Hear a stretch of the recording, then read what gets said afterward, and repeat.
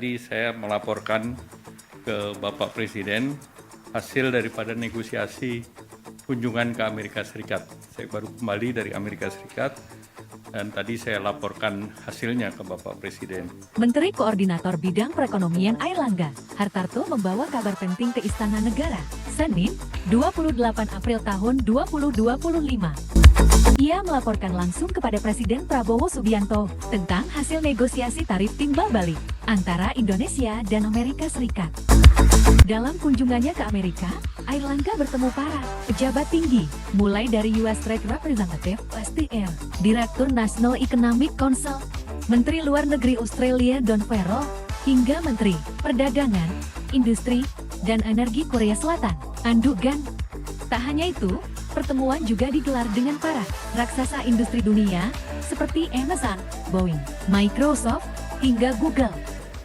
Saya laporkan kepada Bapak Presiden bahwa secara prinsip apa yang ditawarkan Indonesia dalam bentuk surat yang diajukan tanggal 7 dan tanggal 9 mendapatkan apresiasi dari Amerika karena surat yang Indonesia masukkan relatif komprehensif. Airlangga menegaskan, Indonesia menginginkan perdagangan yang adil atau dalam istilahnya fair and square. Rencana Indonesia menyeimbangkan neraca perdagangan. Jadi kita sebut itu fair and square. Jadi mereka neraca perdagangannya sekitar 19, kita berikan lebih dari 19,5. Jual beli langsung 19,5, namun kita juga ada project yang kita akan beli dari Amerika.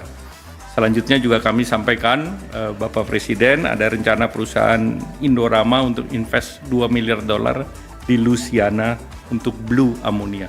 Tak hanya itu, Indonesia juga meminta AS memberikan tarif yang lebih adil untuk komoditas ekspor, utama Indonesia, khususnya dengan negara-negara pesaing yang lain. Kemudian juga terkait dengan permintaan Indonesia terhadap tarif yang sifatnya resiprokal. Artinya untuk komoditas-komoditas utama Indonesia yang ekspor ke Amerika, Indonesia minta agar tarif kita setara dengan negara lain, apakah itu Vietnam, apakah itu Bangladesh, sehingga kita dengan yang lain itu dapat equal level playing field. Nah, kemudian tentu ada hal-hal lain yang sifatnya teknis seperti kerjasama pendidikan, sains, itu juga kita terus dorong.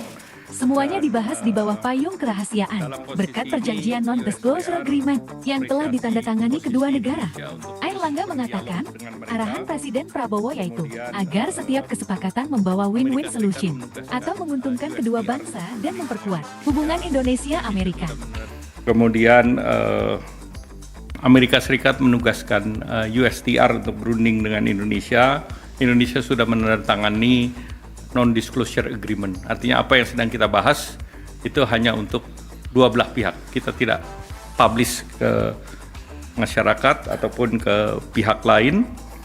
Dan secara geopolitik tentu Indonesia dianggap penting oleh Amerika, dan tadi saya lapor Bapak Presiden memberikan arahan bahwa apa yang kita tawarkan itu adalah win-win solution dan kita tidak membedakan satu negara dengan negara lain. Jadi artinya relatif apa yang kita tawarkan adalah apa yang sedang kita lakukan di dalam negeri, terutama salah satunya adalah untuk melakukan deregulasi, kemudian juga melalui Satgas yang dibentuk.